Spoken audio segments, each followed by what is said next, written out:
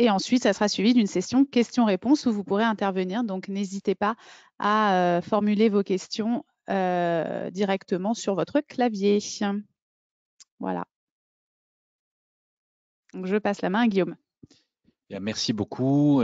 La question qui m'a été posée pour préparer ce webinaire, c'est de savoir comment est-ce qu'on peut changer sa gestion de projet vers une gestion de projet agile. Et il me semble que pour pouvoir expliquer comment l'agilité vient amener un regard nouveau sur la gestion de projet, il est nécessaire de revenir à ce qu'est la gestion de projet classique, telle qu'elle est conçue et explicitée habituellement. Un projet, un projet, ça répond à un besoin. Donc, mon projet, c'est quelque part une solution à un problème.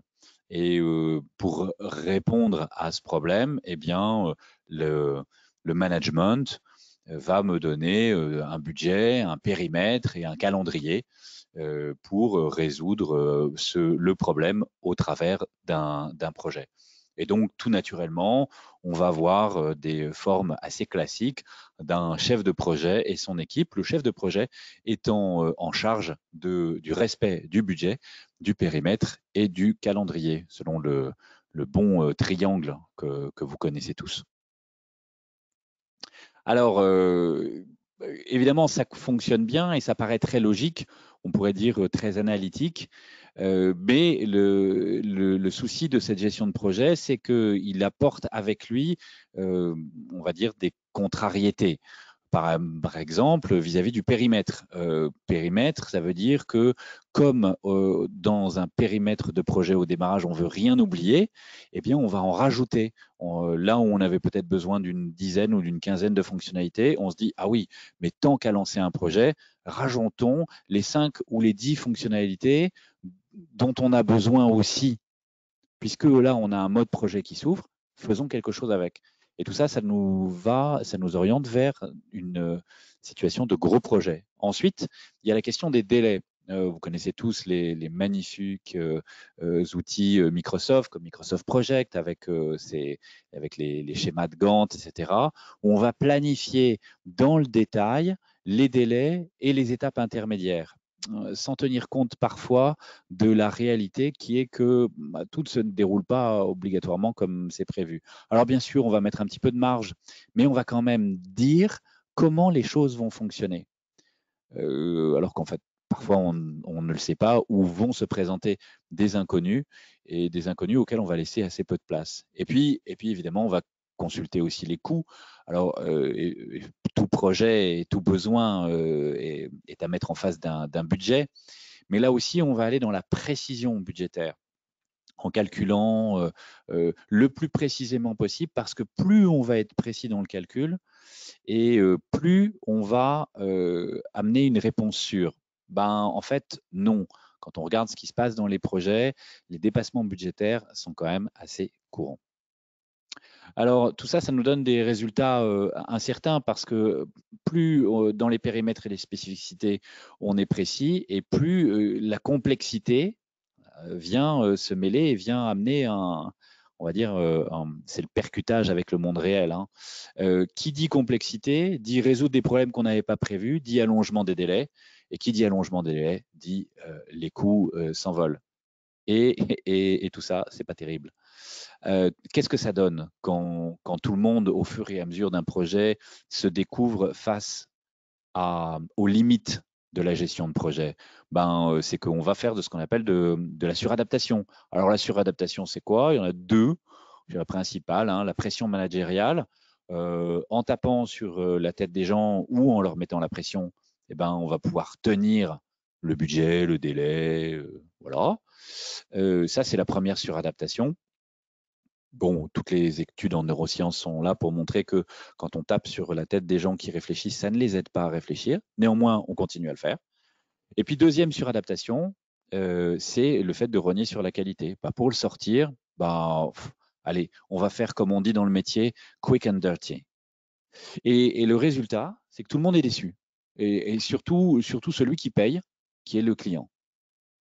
Alors, ça laisse tout le monde dans un état de fébrilité, de je ne suis pas content par rapport à la qualité de ce qui a été livré, je ne suis pas content de mon travail, et mon client en plus n'est pas content de ce qui lui a été livré. Et la fois d'après, ben, on recommence. Oui, parce que si ça n'a pas marché la première fois, c'est qu'on n'a pas fait assez bien. D'accord? Donc, on va essayer de faire mieux ce qu'on a déjà fait. Il y a un monsieur qui s'appelle Paul Václavic qui a travaillé sur les questions de systémique et qui a cette phrase qui dit toujours plus de la même chose donne toujours plus du même résultat. Néanmoins, on continue à mener des projets de cette façon-là. Et c'est pour ça que dans les très grands projets, 10% des projets en cycle en V, c'est-à-dire non itératifs, adaptatifs, incrémentaux, eh bien, réussissent. Ça fait peu quand même.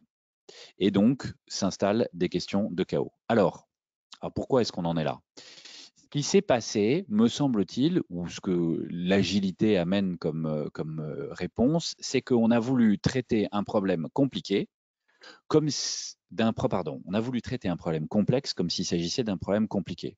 Quand quelque chose est compliqué, on applique des bonnes pratiques, on applique des bonnes méthodes. Par exemple, pour construire une maison, construire un immeuble, on va appliquer des méthodes qu'on connaît et on sait que l'application de ces méthodes va nous conduire à un résultat qui est un résultat attendu. Quand les choses sont complexes, c'est-à-dire quand on ne sait pas très bien où on va et quand au fur et à mesure on découvre les technologies pour le faire, la complication, c'est-à-dire les bonnes pratiques, ne sont pas une réponse qui fonctionne.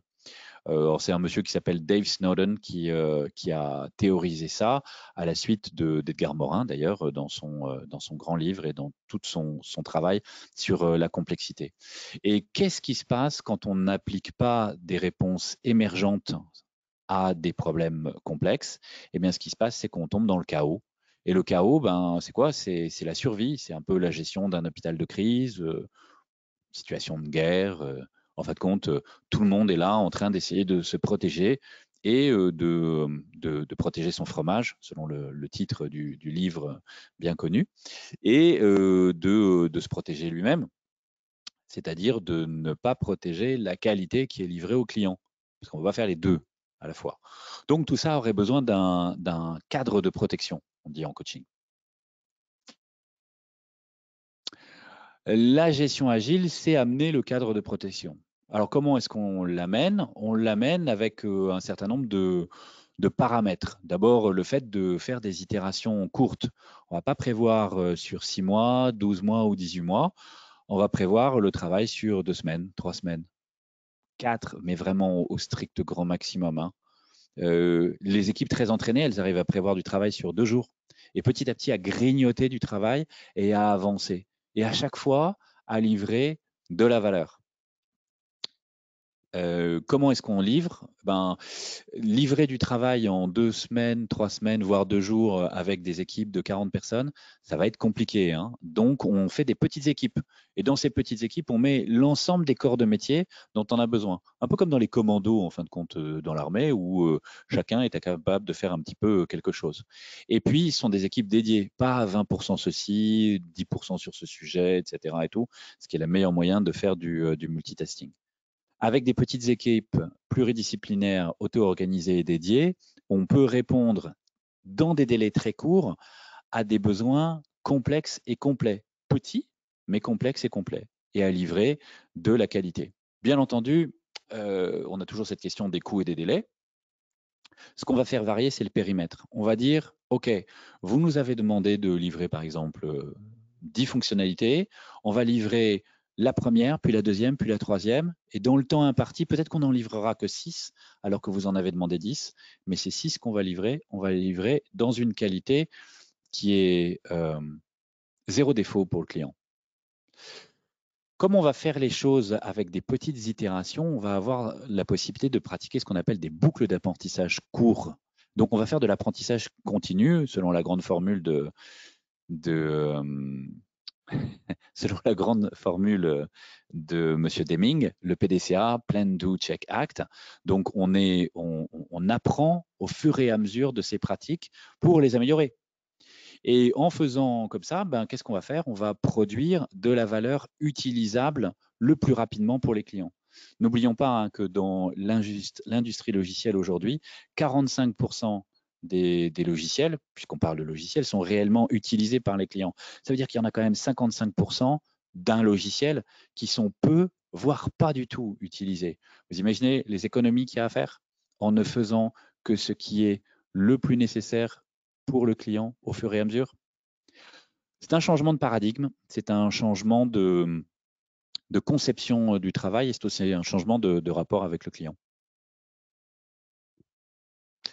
On va passer du flux poussé au flux tiré, c'est-à-dire flux poussé, c'est allez les équipes, vous allez faire tout ça. Flux tiré, c'est nous n'avons plus rien à faire, nous allons prendre une nouvelle chose. D'accord? On va faire des boucles de réalisation courtes, ce qui va nous permettre de faire de l'apprentissage. Et, et on va mettre en place un certain nombre de, on va dire, postulats. D'abord, on veut des équipes qui soient engagées. Alors, des équipes qui font de la qualité, souvent, c'est des équipes qui sont engagées. Donc, ça veut dire qu'on se refuse de faire des choses qui ne sont pas de qualité. Vous avez peut-être déjà entendu que l'agile, en fin de compte, c'est pas faire les choses complètement jusqu'au bout. Si vous avez entendu ça, en fin de compte, c'est que vous avez entendu des gens qui ne faisaient pas de l'agile, parce que l'agile, c'est produire des choses qui sont de qualité, stabilisées, directement utilisables par le client. Évidemment, le manager va changer de rôle. Il n'est plus là pour dire aux équipes faites ceci, faites cela. Il est là pour dire aux équipes de quoi avez-vous besoin pour bien travailler. Donc, il va s'intéresser aux équipes, il va s'intéresser à ce qu'on appelle les interactions et les personnes, et donc il va s'intéresser aussi au système de valeurs. Il va arrêter et lâcher la pression managériale comme outil de réalisation. Je ne dis pas que dans tous les corps de métier, il faille faire ça. Par exemple, quand on prend les domaines du commercial, imaginez une équipe commerciale sans pression managériale, c'est voilà, c'est quelque chose qui ne fonctionne pas. Mais quand vous produisez de l'intelligence, et notamment de l'intelligence collective, amener de la pression managériale dessus, bah, il n'y a rien dans la littérature aujourd'hui qui dise que ça sert à quelque chose. Ça ne vous empêche pas de le faire si vous voulez. Le plus important dans cette histoire, c'est de considérer que c'est le client qui a le dernier mot. Et lui, ce qu'il veut, c'est qu'il veut régulièrement de la valeur d'usage de qualité. Il veut que régulièrement, le produit ou le service dont il bénéficie, il soit mieux que les autres. Autrement, il n'a aucune raison de ne pas aller à la concurrence. Et pour savoir si ça lui convient, il faut qu'on sache si ça lui convient. Pour ça, il faut des boucles de feedback rapides. Mettre en place quelque chose pour le client et changer tous les 18 mois, ben, aujourd'hui, avec la vitesse de la transmission des informations, en fait, c'est un peu long, quoi. Et il s'agit pour ça de ne pas confondre deux choses, c'est le travail et la valeur. On est très organisé, ou on va dire un certain héritage du taylorisme fait qu'on sait très très bien mesurer le travail. Mais mesurer le travail, à quoi ça sert? À part le fait de mesurer que les heures passent. Ce qu'il faut mesurer, c'est la valeur qui est fournie et qui est fournie réellement au client. Alors concrètement, on fait comment? Déjà, on se rend compte que ce qu'on fait, on n'a plus envie de le faire. Et ça, on a besoin de quelqu'un qu'on a appelé le boss là, mais qui dans la littérature s'appelle le commanditaire, qui dit OK, là on fait quelque chose, on s'épuise à le faire, il faudrait essayer de le faire autrement. Une fois qu'on a ce premier passage, qui n'est pas toujours simple à obtenir, on identifie, on réidentifie ou on réexamine ce dont le client a besoin. Et dans les besoins du client, on identifie en premier le premier des besoins dont il a besoin. On priorise les besoins du client. Quand on priorise les besoins, on a par exemple la grille du Moscow, hein, must have, should have, could have, won't have. Ensuite, on crée ce qu'on appelle les MVP, Minimum Viable Product, les premières étapes et les deuxièmes étapes. Qu'est-ce qu'on va faire en premier pour livrer pour le client pour qu'il puisse se servir de notre produit? Une fois cette étape réalisée, on réunit une équipe dédiée volontaire. Il faut que les gens soient volontaires et aient envie d'essayer de travailler une nouvelle façon, de nouvelles façons. Et puis on forme les personnes et on forme les managers parce que il s'agit d'appréhender le travail d'une manière différente et ça se fait pas tout seul. En troisième étape, on va faire, c'est-à-dire que il y a le temps de la formation et il y a le temps de l'intégration de la formation. Et l'intégration de la formation, elle est absolument nécessaire. C'est-à-dire que vous pouvez former quelqu'un, mais s'il continue ensuite à travailler de la même façon, il ne se passera pas grand-chose. Alors que si vous formez quelqu'un et qu'ensuite vous le mettez dans le bain d'une nouvelle façon de faire, là, il va pouvoir faire son apprentissage par de l'auto-apprentissage et par de l'apprentissage des OK que le client va lui donner. Donc, on mesure quoi? On mesure la satisfaction du client. Est-ce que ça va? Donc, ça, c'est les boucles d'interaction. On mesure la qualité de la production. Est-ce que ça casse? Dans l'informatique, on va mesurer, par exemple, le taux de retour d'un service support. Mais dans d'autres démarches, on va pouvoir mesurer aussi s'il y a des défauts ou pas. On va essayer d'aller et de tendre vers le zéro défaut, d'analyser pièce par pièce pourquoi est-ce qu'il y a des défauts. Et puis, on va aussi mesurer la satisfaction de l'équipe. Et si tout ça, toutes les améliorations ou l'amélioration qu'on met en place, elle permet d'augmenter et la satisfaction des clients et la qualité de la production et la satisfaction de l'équipe, alors dans ce cas-là, on passe à l'étape suivante et on se dit, tiens, on a intégré une nouvelle façon de faire, une nouvelle pratique qui nous est bénéfique. Si ça augmente pas, on laisse tomber la pratique et on en essaye une autre. Donc on expérimente. Et voilà. Et si c'est mieux, on passe à l'étape suivante. Et l'étape suivante, c'est de vous parler de l'offre de formation qu'on a en conjointe avec Centrale Supélec. Merci Guillaume pour toute cette présentation. Donc j'espère que notre offre intégrée de formation peut permettre effectivement de répondre en totalité ou en partie effectivement aux problématiques que tu as abordées. Notre offre de formation en fait se présente de façon complète, c'est-à-dire que c'est un parcours intégré en 3 parties. Donc dans une première partie, les fondamentaux avec l'initiation. Un deuxième bloc qui va se sous-diviser en 2 parties, donc qui vont être des blocs de spécialisation. Donc, on va choisir un focus soit sur l'agilité d'entreprise ou l'agilité d'équipe. Donc là, ce que vient d'évoquer Guillaume, c'était plutôt l'agilité d'équipe, mais qui répond quand même à une problématique corporate, on va dire. Et enfin, le troisième volet qui peut vous amener, si vous suivez l'intégralité du parcours, jusqu'à l'expertise. Voilà, donc je vais rentrer dans les détails des différents blocs. Donc, à commencer par Agile Foundation, qui reprend vraiment les fondamentaux de l'agilité. Au niveau des prérequis, c'est assez, alors je veux dire, c'est assez light. C'est simplement avoir une expérience en gestion de projet, pas forcément agile. Bon, c'est vrai qu'on a parfois des gens quand même qui ont été un peu initiés, on va dire, à l'agilité. C'est vraiment plus presque une philosophie. Hein. Il s'agit vraiment d'appréhender l'état d'esprit, l'acculturation l'acculturation agile vraiment. Autour des DRE Framework qu'a présenté, il a présenté du moins les cadres dont Guillaume parlait, donc le Scrum et le Kanban. Et puisque vous avez effectivement les 2 certifications Scrum et Kanban qui sont inclus dans cette formation, donc à la fois la préparation puis la passation de ces 2 certifications sur les sites historiques, certifiés. L'idée, voilà, dans les choses abordées, c'est vraiment de revenir, mais vraiment beaucoup plus en détail sur ce qui a été dit par Guillaume, donc à savoir le pilotage par la valeur, la planification itérative. Donc, ce petit schéma-là en boucle qu'il a pu vous présenter, dans le but d'être directement opérationnel au sein d'une équipe agile. On reprend également tous les rituels qui sont de l'agilité et également tout ce qui va être le test and learn et fail test. Donc ça, c'est également tout le pratique de l'itération finalement. L'idée qui sous-tend tout ça, donc que vous explique, que vous transmet du moins plutôt bien le formateur, qui est Mallory, Goussens ou peut-être Guillaume, c'est vraiment de trouver sa propre agilité. C'est-à-dire qu'il y a la théorie, bien sûr, qu'on a pu vous présenter à travers certains graphiques, mais l'idée, c'est vraiment de trouver la façon qui vous convient à travers les frameworks agiles. Au niveau des outils d'animation, du coup, ça va être très interactif puisqu'on est sur vraiment de la mise en situation, des simulations, un apprentissage plutôt collectif aussi. C'est pas vraiment du travail prescrit magistral. On demande, enfin, c'est des salles qui sont plutôt grandes par rapport aux groupes qu'on peut avoir qui sont plutôt restreints.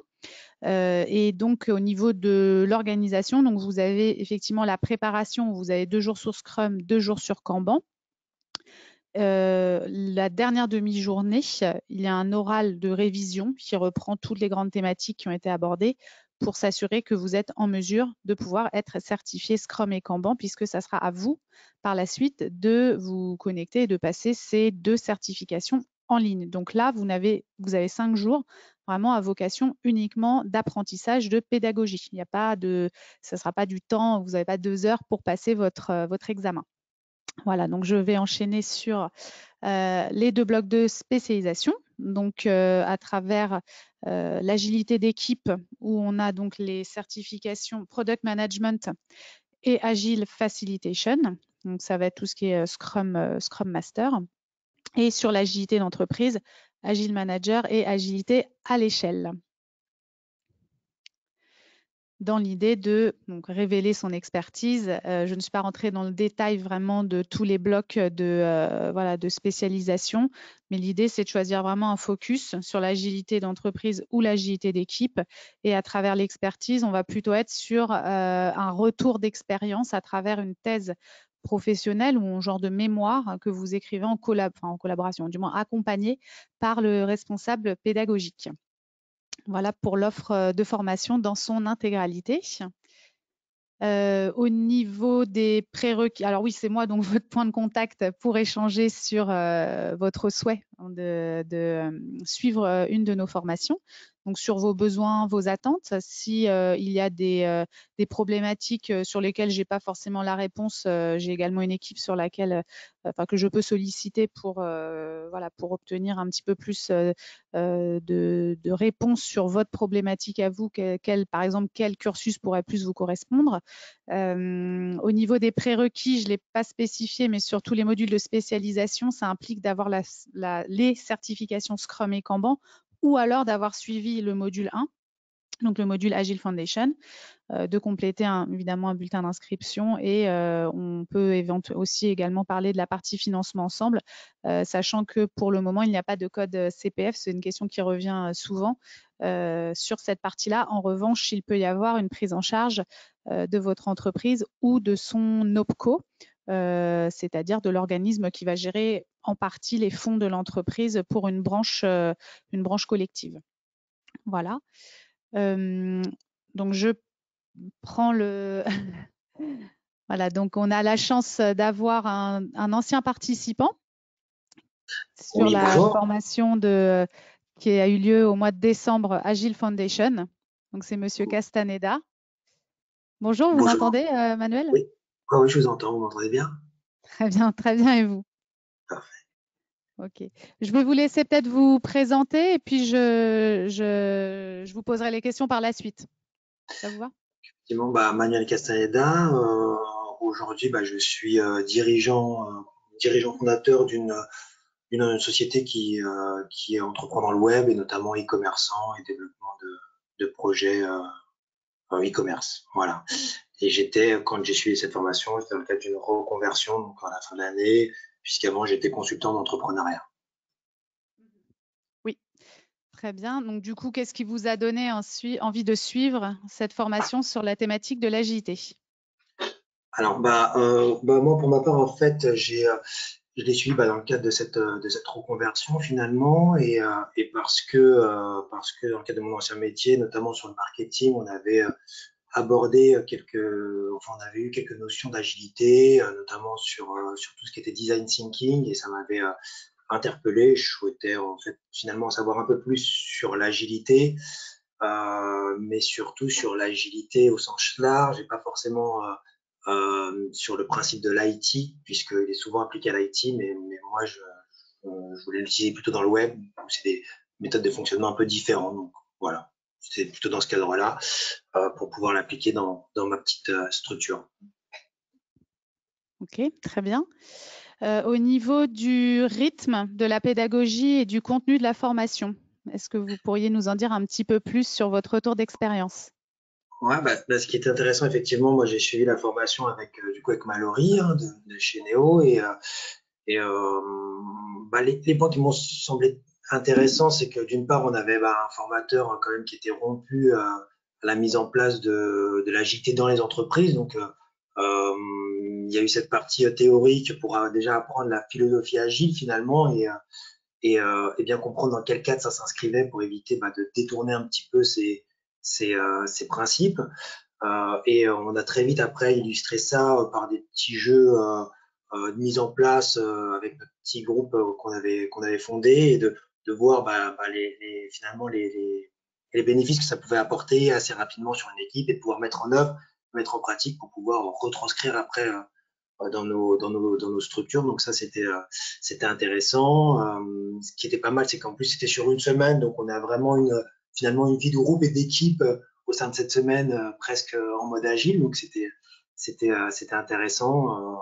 Voilà, c'était ces points-là de pouvoir avoir une partie théorie, mise en pratique sur un rythme qui est adapté pour finalement passer l'oral en bonnes conditions et être bien préparé finalement aux certifications. Voilà, moi j'ai trouvé ça plutôt très positif.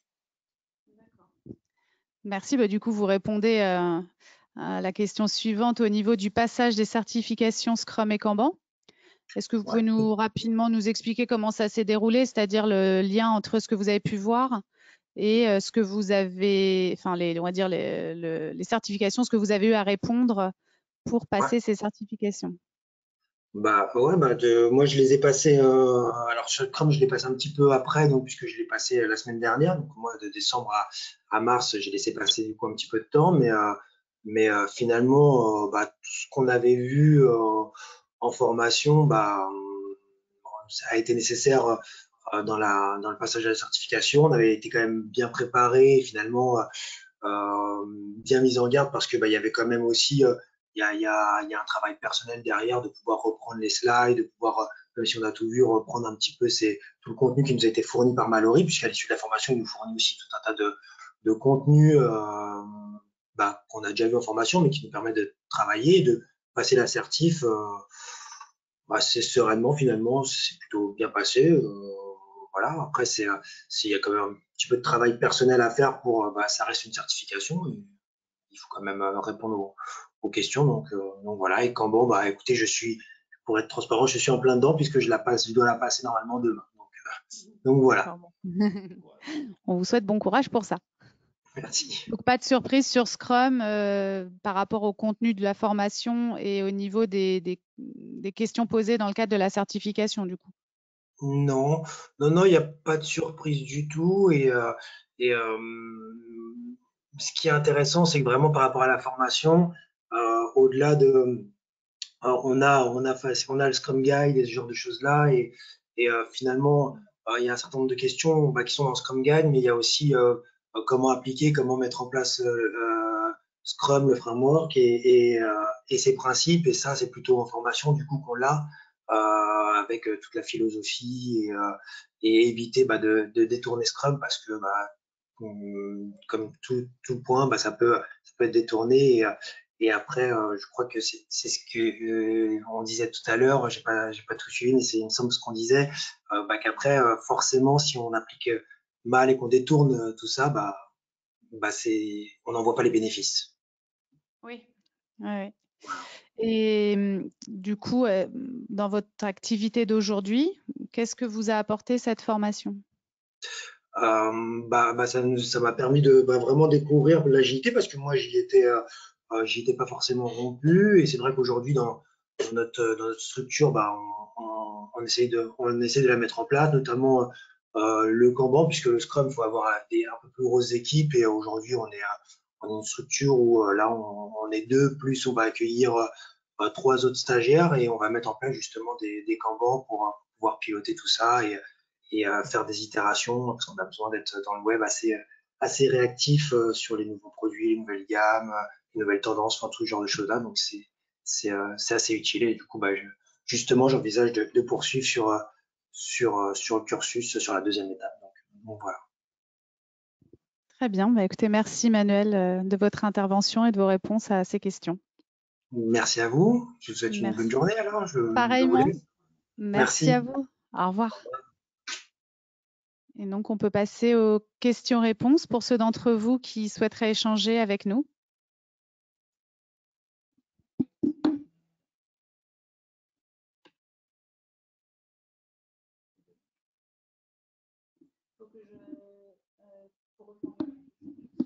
Alors, on nous pose la question de savoir combien de temps sont valables les certifications.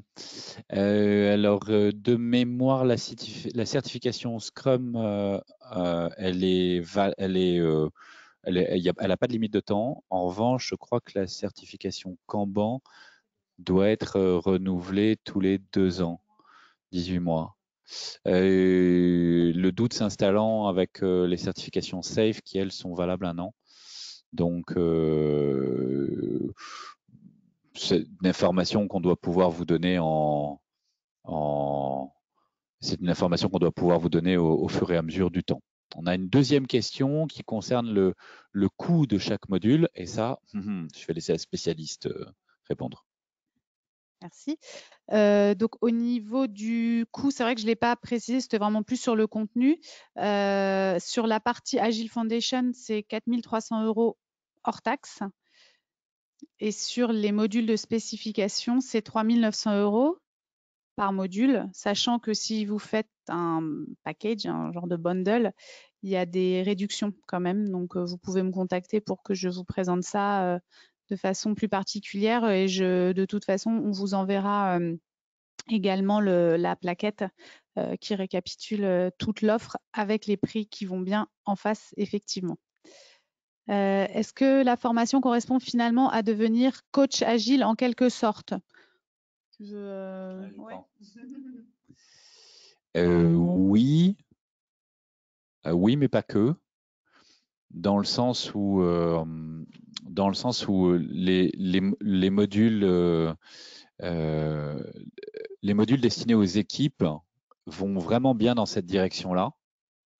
Et je dirais que les modules plus institutionnels, eux sont plus dans une optique de manager agile. Donc, je dirais qu'à l'issue de la formation fondamentale, il y a un moment où on fait un peu son choix sur qu'est-ce que j'ai envie de faire comme métier. Est-ce que j'ai envie d'aller insuffler de l'agilité dans les organisations ou dans mon organisation, comme dans le cas de Manuel, hein, en tant que manager, donc de m'appuyer sur les équipes pour créer de la valeur en tant que manager, ou est-ce que je veux aider des organisations à transformer leur mécanisme de production de valeur vers des méthodes, vers une approche agile. Et dans ce cas-là, je vais plus aller vers des métiers qui s'apparentent aujourd'hui au métier de coach ou de consultant agile. Bien coach et consultant agile, en sachant que les deux peuvent exister, avec une troisième variante qui est coach d'organisation vers l'agilité, qui là pour le coup est l'accompagnement des codir et des managers vers la transformation des mécanismes de création de valeur dans l'entreprise. Donc, est-ce que ça correspond? Je dirais que dans un premier temps, au premier échelon de la formation fondamentale de 5 jours, non, je dirais qu'on n'est pas au contenu encore pour être coach agile. On peut être en revanche tout à fait Scrum Master ou intervenant dans une équipe, voire PO. On va ensuite se spécialiser avec l'offre de formation destinée aux équipes, plutôt dans une orientation Product Owner ou plutôt dans une orientation Scrum Master. Et enfin, troisième volet, on peut se spécialiser dans le management agile. Et enfin, on peut réunir tout ça pour aller faire du conseil en transformation auprès d'entreprises. Bon, j'espère que cette réponse aura couvert votre demande.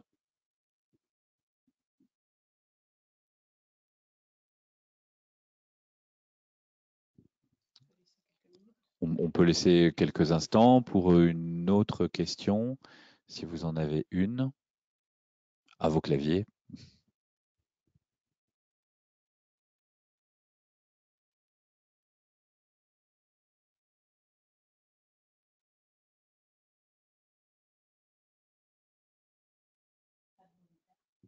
Pas de volontaire. Je crois que de toute façon, vous allez recevoir un feedback derrière. Oui, vous pourrez consulter l'intégralité du webinaire via un lien que je vous enverrai, qui contiendra du coup le support également qui a été préparé pour ce webinaire. Donc, une question de la même personne. Donc, en quelque sorte, pour faire du conseil en transformation en entreprise, vous conseillez les deux modules. Alors, les deux modules, est-ce que vous pouvez préciser les deux modules d'accord, ok. Et module entreprise, d'accord, oui. Alors, j'ai envie de dire que les deux pourraient être adaptés. Après, Alors, de la pratique qui est la mienne professionnelle là, depuis quelques années, je crois qu'il est nécessaire de comprendre ce qui se passe à un niveau d'une équipe. Il est nécessaire de comprendre ce qui se passe dans une équipe pour ensuite aller faire du conseil en organisation plus haut. Parce qu'autrement, le risque pourrait être d'être coupé des réels besoins de l'équipe. Et ce qu'on essaie de faire en agilité, c'est de vraiment remettre l'équipe au centre de la création de valeur pour le client. Donc, il faut comprendre les dynamiques qui se passent dans une équipe, voire il faut y avoir été et avoir pratiqué dans une équipe, de façon à pouvoir donner des indications qui ensuite sont des indications réalistes. Maintenant, ce savoir-là, il n'est pas suffisant, me semble-t-il, pour accompagner les managers ou accompagner les comités de direction. Et c'est pour ça qu'il y a un module spécifique. Est-ce qu'il faut faire les deux modules? Il me semble que oui, c'est nécessaire, sauf à disposer d'une expérience préalable dans une équipe agile ou dans de la conduite de projet agile au sein d'équipes et d'avoir besoin, dans ce cas-là, uniquement de la partie management institutionnel. Ou à l'inverse, d'avoir déjà fait du conseil en transformation d'entreprise, de ne pas connaître l'agilité et dans ce cas-là, de faire une formation qui soit plus dédiée aux équipes pour comprendre les mécanismes au sein de l'équipe. Vraiment dans la transformation agile des entreprises, on va dire du haut jusqu'en bas, il y a bien cette idée d'abolir le plafond de verre, à moins que ce soit un plancher de verre, entre la conception et la stratégie et le travail des équipes. Pour ça, il faut être allé dans l'une et l'autre il faut être allé d'un côté et de l'autre de la barrière pour faire cet accompagnement. Merci pour la question.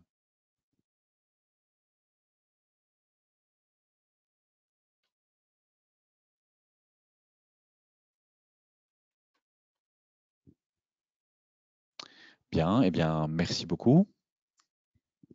merci à vous d'avoir suivi ce webinaire et peut-être à bientôt. Bonne journée.